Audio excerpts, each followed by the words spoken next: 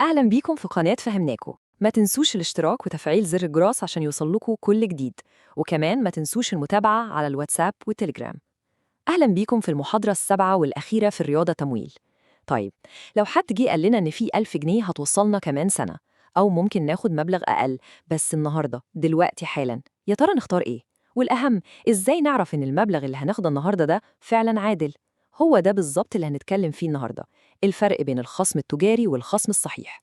يعني الطريقين اللي بيحددوا قيمة فلوسنا اللي جاية في المستقبل بس بسعر النهاردة. السؤال المحوري هنا هو الفلوس اللي مفروض ناخدها في المستقبل دي تساوي كام النهاردة؟ تخيلوا معايا كده إن في دين مفروض يتسدد لنا كمان فترة. لو حبينا ناخد قيمته دلوقتي أكيد المبلغ هيقل. الفرق ده، الجزء اللي بتنزل من المبلغ، هو ده اللي بنسميه الخصم. وفهمنا للقصة دي هو مفتاح أي قرار مالي صح. طيب، عشان نفهم الموضوع صح لازم نعرف شوية مصطلحات أساسية. أول مصطلح هو القيمة الإسمية. ببساطة شديدة دي القيمة اللي مكتوبة على الورقة، سواء كمبيالة أو سند، واللي المفروض تدفع في تاريخها في المستقبل. يعني لو حد علينا لينا 1000 جنيه بعد سنة، يبقى القيمة الإسمية هي بالظبط كده 1000 جنيه. نيجي للمصطلح التاني وهو القيمة الحالية، ودي بقى قيمة الفلوس المستقبلية دي بس بسعر النهاردة. يعني لو قررنا ناخد ال1000 جنيه بتاعتنا بدري عن ميعادها، المبلغ اللي هيدخل جيبنا دلوقتي هو ده القيمة الحالية، وطبعا لازم ودايما بتكون أقل من القيمة الإسمية. وآخر مصطلح في التأسيس هو الخصم نفسه. ده المبلغ اللي بيتشال من القيمة الإسمية عشان ناخد فلوسنا بدري. يعني هو الفرق بين القيمة المكتوبة على الورق والقيمة اللي بنقبضها في إيدينا، والمعادلة بتاعته واضحة جدا. القيمة الحالية تساوي القيمة الإسمية ناقص الخصم. يلا بينا نبدأ بالنوع الأول والأشهر، وهو الخصم التجاري. دي الطريقة اللي أغلب البنوك والمؤسسات المالية بتستخدمها. ليه؟ عشان حسابها سهل ومباشر. بس خلوا بالكم فيها نقطة فنية صغيرة هي اللي بتعمل كل الفرق بينه وبين النوع التاني اللي هنتكلم عليه. دي معادلة الخصم التجاري. ركزوا كويس قوي هنا، الخصم بيتحسب على أساس إيه؟ على أساس القيمة الإسمية، يعني المبلغ الكبير، المبلغ الكامل اللي لسه هيجي في المستقبل. فكل اللي بنعمله إننا بنضرب القيمة الإسمية في معدل الخصم في المدة الزمنية. بسيطة ومباشرة خالص.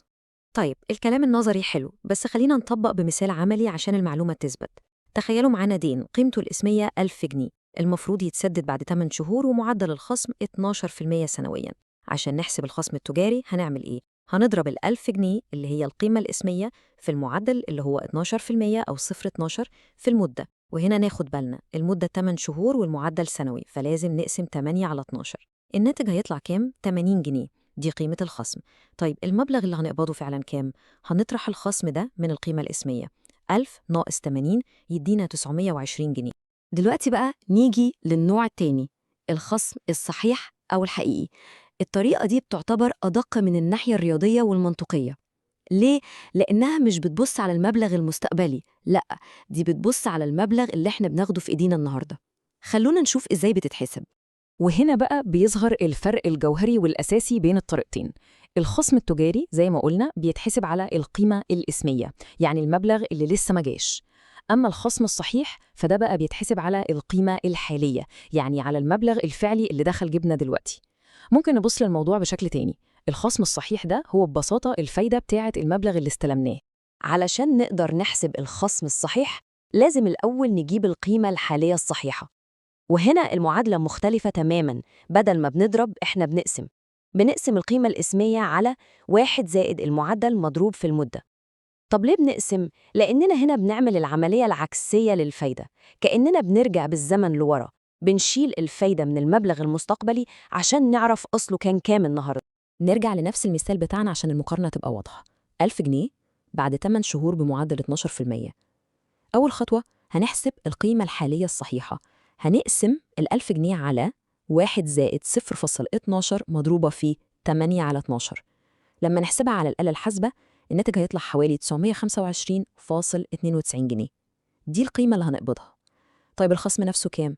بسيطة، هنطرح القيمة دي من القيمة الإسمية الأصلية، يعني 1000 ناقص 925.99 يدينا 74.08 جنيه. لاحظوا الفرق، الخصم هنا أقل من الخصم التجاري اللي كان 80 جنيه. ودلوقتي وصلنا للحظة الحاسمة، الكشف عن العلاقة النهائية بين الخصمين. بعد ما شفنا المثال بالأرقام، أكيد في تصور مبدئي اتكون عندكم. يا ترى مين فيهم دايماً أكبر من التاني؟ والأهم من كده ليه؟ القاعدة واضحة وصريحة ومباشرة. الخصم التجاري دايماً وأبداً أكبر من الخصم الصحيح، وده منطقي جداً على فكرة. ليه؟ لأن الخصم التجاري بيتحسب على مبلغ أكبر بطبيعته وهو القيمة الإسمية، في حين أن الخصم الصحيح بيتحسب على مبلغ أصغر وهو القيمة الحالية.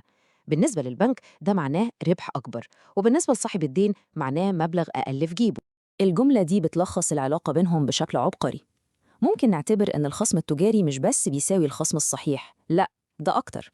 هو بيساوي الخصم الصحيح زائد الفايدة على الخصم الصحيح نفسه ولنفس المدة. يعني كأن البنك بيحسب فايدة على الفايدة اللي خدها. والعلاقة دي نقدر نعبر عنها بالمعادلة الرياضية دي. الخصم التجاري خ ت بيساوي الخصم الصحيح خ ص مضروب في 1 زائد المعدل في الزمن. المعادلة دي بتثبت لنا رياضياً إن الخصم التجاري هو فعلياً جملة الخصم الصحيح، يعني أصله وفوائده مع بعض. طيب هاي الحكاية بتخلص عند الخصم التجاري وبس؟ في الواقع لما بنروح البنك عشان نعمل قطع لكمبيالة أو أي ورقة تجارية، المبلغ اللي بيتخصم مننا بيكون أكبر من مجرد الخصم التجاري. في حاجات تانية بتدخل في الحسبة. المبلغ الإجمالي اللي البنك بيخصمه ده ليه اسم، وهو الأجيو. الأجيو ده عبارة عن كوكتيل من الخصومات، بيتكون من 3 حاجات أساسية. أولاً الخصم التجاري اللي حسبناه، ثانياً عمولة البنك ودي بتكون نسبة معينة مقابل الخدمة اللي بيقدمها، وثالثاً مصاريف التحصيل. كل ده بيتجمع على بعضه ويتخصم من القيمة الإسمية، والمبلغ الصافي اللي بناخده في الآخر بيكون أقل حتى من القيمة الحالية التجارية. وده بيوصلنا لسؤال أخير ومهم جدا لازم نسأله لنفسنا. لما البنك يخصم الخصم التجاري ويزود عليه كمان عمولة ومصاريف، يبقى معدل الخصم الفعلي أو الحقيقي اللي دفعناه بيكون أعلى بكتير من المعدل اللي البنك أعلنه في الأول. فالمرة الجاية لما نتعامل مع أي عملية خصم لازم دايما نسأل ما هو المعدل الحقيقي للتكلفة. صدقوني الإجابة غالبا هتفاجئنا.